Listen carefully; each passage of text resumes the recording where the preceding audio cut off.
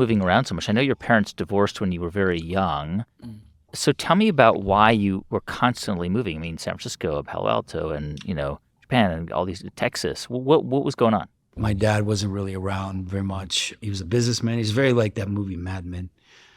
And, he traveled around with the guys and they did work stuff. My mom kind of raised me on her own. It was like odd job to odd job, which caused us to move to a lot of different apartments in different neighborhoods and different schools. And then I lived in an apartment complex. I met a friend there and I became friends with his mother and the mother would buy me shoes and stuff like that and make sure I had dinner. And she sort of, in a way, kind of adopted me and without adopting me, but she played tennis. And to spend time with her and to get me into that, she started to teach me tennis. And I got really good at tennis. I played a tennis tournament and I won the tennis tournament, but I was 12. I was supposed to be either 14 and under or 12 and under. I can't remember. But I had to play 18 and under because they were full.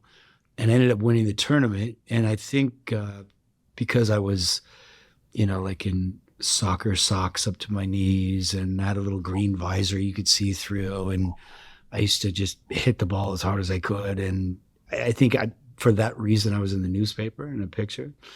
Anyway, a tennis coach saw me at a tournament and went to my mom and he came to me and he said, "Hey, I'm a tennis coach." And I was like, "Yeah, I talked to my mom." And he talked to my mom for a couple minutes and she started packing my bag. And then I left with him and traveled around. He said, "I want to take this kid and train him to become a professional." Correct, yeah. And that became your life as a teenager, right? Just traveling around, training as a tennis player. Yeah, a lot of it. I was sponsored by clothes and, it was like little private planes to matches. I got out of school early. I practiced a bit at Bollettieri's with Andre Agassi, but when that ended in my head, I was playing in Kalamazoo, Michigan, and I was playing a tournament where I had to beat a guy for a ranking, and I twisted my ankle, but I still had to beat this guy in the next round. That was the whole point. And I twisted my ankle really bad, and he had taken a bucket from the hotel and filled it full of ice.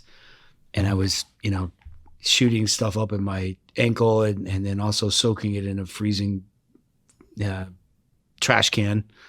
And I was in my mind, I was like, I don't want to do this. It wasn't fun anymore. So I ended up, my mom moved to Japan and I had called her and I said, "Hey, can I come live there?" Right. And then I ended up going there when I was 18, I guess.